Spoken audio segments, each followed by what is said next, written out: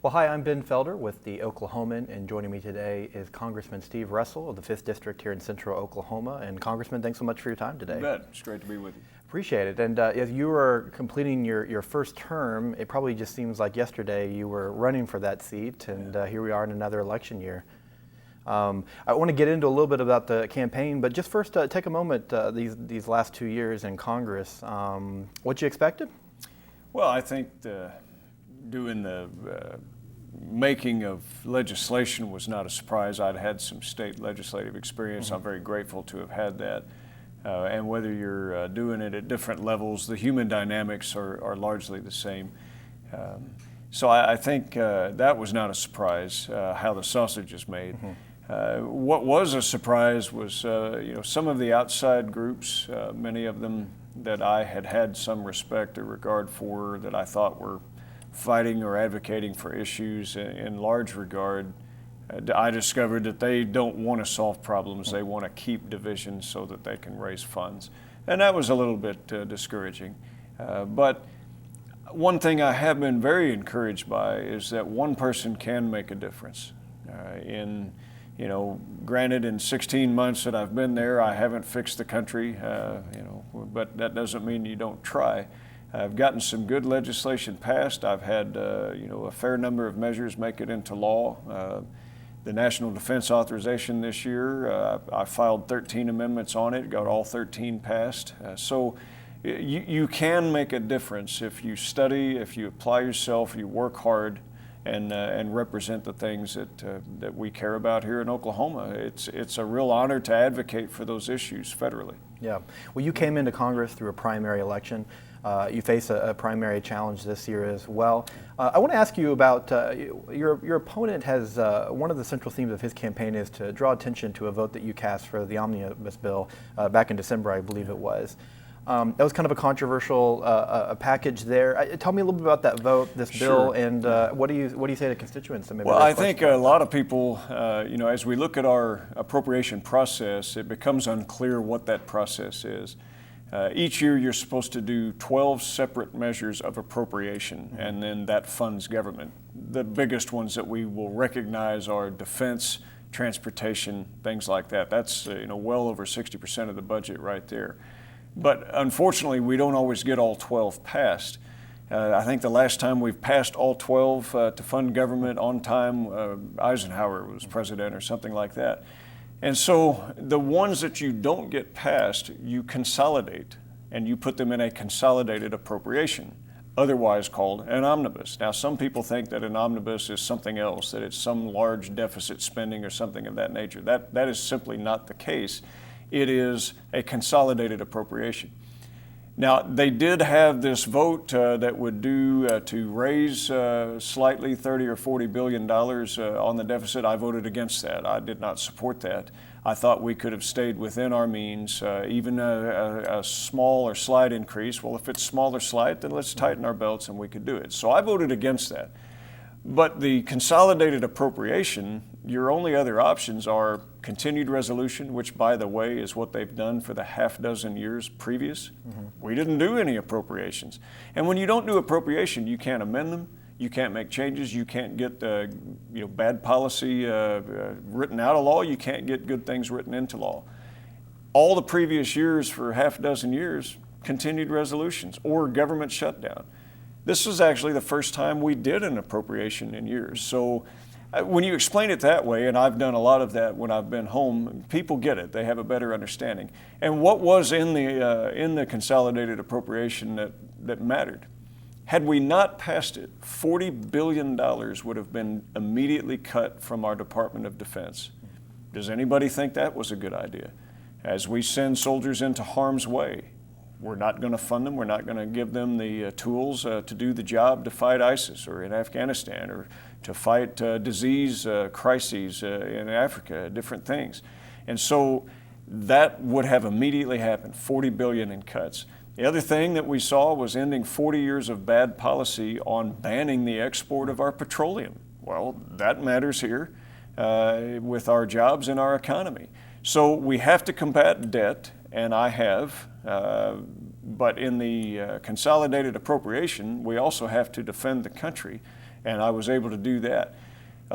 With regard to how do we combat waste, well, we've put out the quarterly Waste Watch. We've continued a lot of the legacy that Dr. Coburn had. In fact, the man that did the waste book for Dr. Coburn is now on my staff doing the Waste Watch work. So while we're quibbling about $30 or $40 billion here, instead, let's go find the waste. Let's eliminate that. We can take direct action on that rather than try to do it at the end of the year when you have this big government shutdown crisis. Let's go after it one agency at a time, and I've found that to be far more effective. Yeah.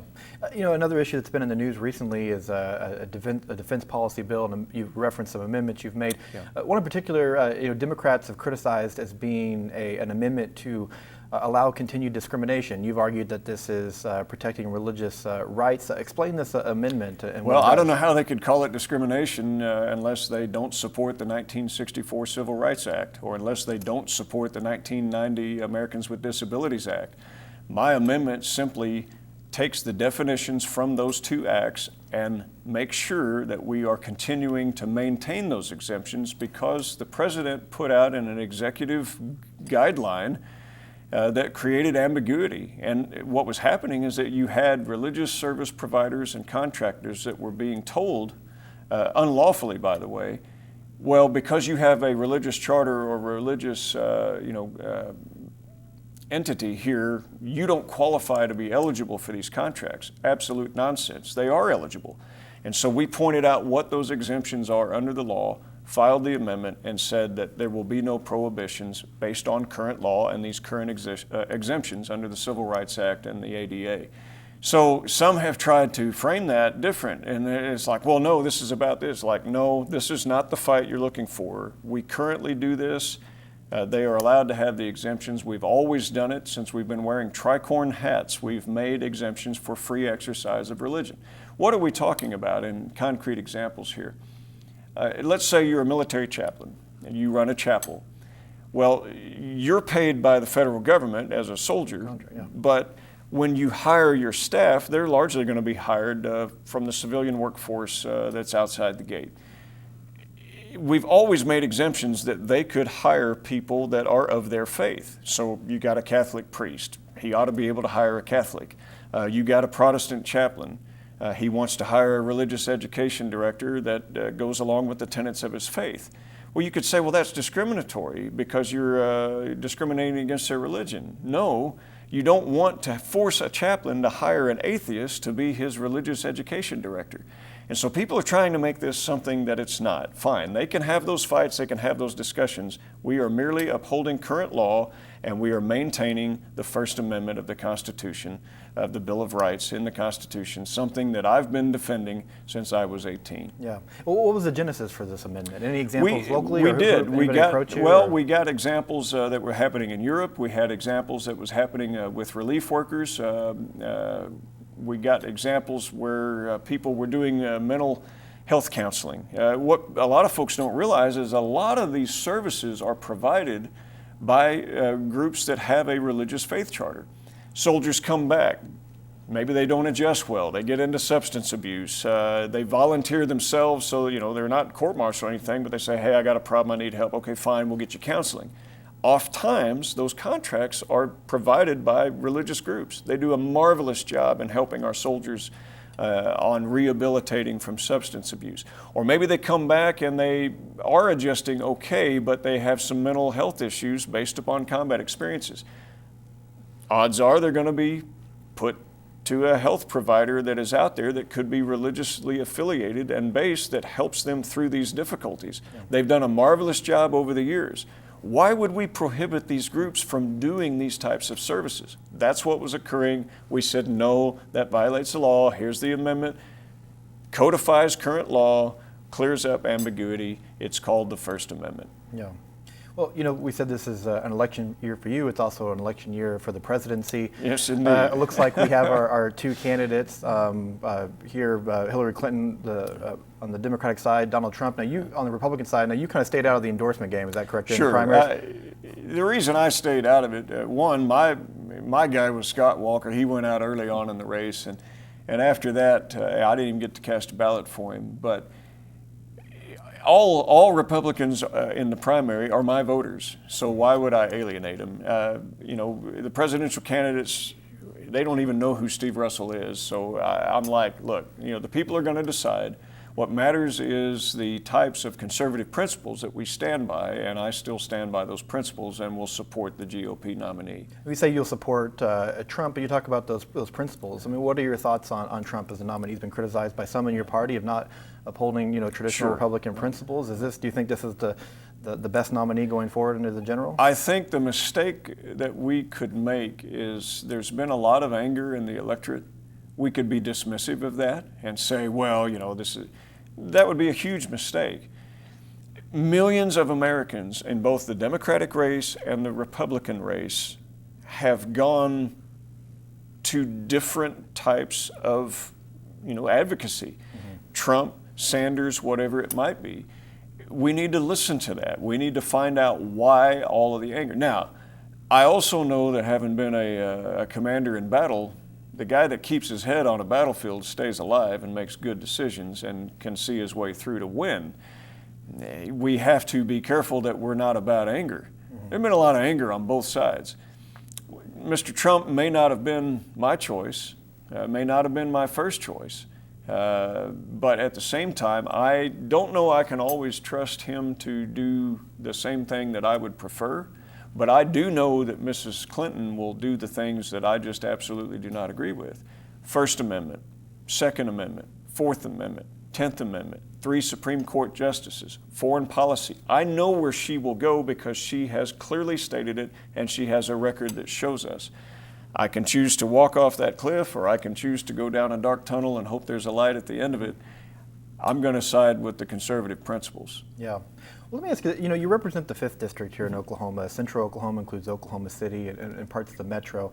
The most diverse district here in Oklahoma. Yeah, still a very Republican district, yeah. But and I bring this up because you talk about supporting Trump, but he's also received some criticism for some of his statements related to minorities, Hispanics, African Americans, the Muslim population. Right. Is this the right, you think, approach to winning? I mean, you represent a lot of people in these, well, sure, in these categories. But look, what's your response to that? Going with your party's nominee is not necessarily going with all the policies of that nominee. I've broken with my party on a number of issues. When it comes to do we want to help 2-year-old burn children, flee wars? Yeah, I think I do. Do we want to help those that have worked with our special operations forces and had their families killed and invested their lives to help us succeed on battlefields now maybe come to the United States as a payback for their service? Yeah, I think we do. We want some exceptions. And, talking about the diversity of our district, you're spot on. Native American, no surprise, is our largest minority. But right behind it is Hispanic and then African American. And then we have a large Persian community, a Lebanese community. We have a large Vietnamese and Asian community. You combine all of that, you're talking more than, almost half of the district is absolutely diverse. And it's no surprise. This is the metro. This is where the jobs are. This is Oklahoma City being the capital city. It's going to be the most diverse. I have the capital city in my district. But I also think that people see that I try to get out in those areas very well, and I engage with them. I try to help promote and look at the different things. They know who I am. They know the beliefs that I hold. We find the common ground. We work on the common ground. We set aside our differences. Yeah. Well, no matter who is president, relationship with Congress will be important, whether things are going to get done or not. We definitely have seen that. When we, revisiting real quick with Trump's stance on things like immigration, I mean, that's been a big topic for Congress. It will be during this election. What is the best move forward for the country related to this? Well, I think that there is willingness to get to some immigration reform. First and foremost, we have to secure the border. Now, Mr. Trump wants to build a giant wall. I think that is an inefficient way to secure a border. Give you an example. I can show you actual photographs of a penetration of the barrier on the southern border where these illegals came in, they took plasma cutters, they dropped the steel barrier, cut the beams, re-welded the beams so it'd make a ramp, laid the sheeting of metal on it, drove their pick-em-up trucks across the border. Now, how long did that take? Okay, so the wall was there. Was it a barrier? No. These were innovative people. Look, we use technologies that were far, far better than some barrier. You have barriers where it makes sense. Then you put up blimps, you put up remotely piloted vehicles, you use high-speed cameras, you use thermals, you have road accesses, you put the Border Protection Service outpost closer to the border, and then you allow them to have free-floating agents in patrols so that they can get from point to point. Mike McCall has a bill that does just this. He's the Homeland Security Chairman. I'm a co-sponsor of that bill. I have used and seen these technologies used on battlefields, and it costs billions of dollars less to do it that way. I think most Americans want to secure the border. But we got to be smart about how we do it. I mean, just making brash statements is not necessarily a way to do that. When it comes to the rest, let's secure the border, then we can deal with the problem. Until you stop a leak, you can't clean up a spill, or until you stanch a wound, you got to stop the bleeding first, and then you can restore the health of the body. Same way, let's secure that border. That's going to be a start. Yeah, you know, yourself as a veteran, a member of the Committee of the Armed Forces, I'm curious your opinion on when we look at the presidential election. What's at stake when it comes to the military and conflict zones around the world?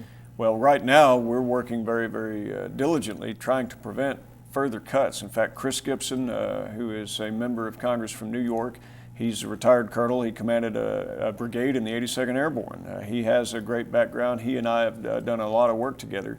He authored the Posture Act, of which I'm one of the principal co-sponsors of. We've worked tirelessly to prevent the president from cutting 30,000 additional Army personnel and 8,000 additional Marines this year. The president wants to cut them. We're saying we've cut too much already. We have to stop.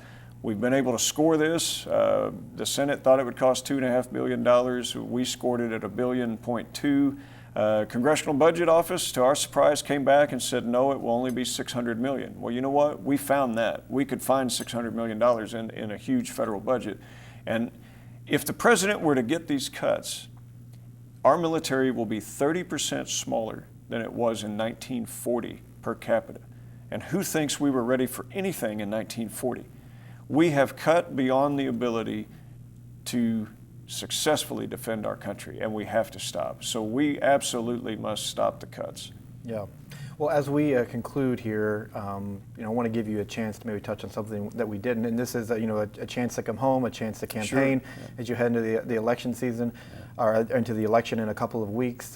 Just finally, what's your message to voters as you hope to get a re-election back to Congress? Well, I am certainly committed to the job. I think what people have seen in the last year and a half is that I work very hard. I do study the issues. I'm not afraid to take on the difficult issues. I'm not going to be beholden to any particular group or any particular thing. If I think it supports the Constitution, my biblical viewpoint of the world, my Judeo-Christian ethic, those are the things that guide me on policy. They will continue to be the things that do guide me. But you know what? The good news is that that's most of Oklahoma. That's why I got elected. My foreign policy background, the strength that I have in foreign policy, defense, military, my faith, all of those things. We have an enormous veterans population. We have 5 bases in Oklahoma. Oklahoma has a strong ethic and values base that we have in the state. It shouldn't be a surprise that I got elected because I'm a reflection of the people all around me. And I got to tell you, it is wonderful to be able to represent Oklahoma. I can't think of any other place I'd rather live, whether I'm in Congress or not. This is home. Yeah. Well, Congressman Steve Russell of the 5th District here in Central Oklahoma, we appreciate your time. Thank you so much.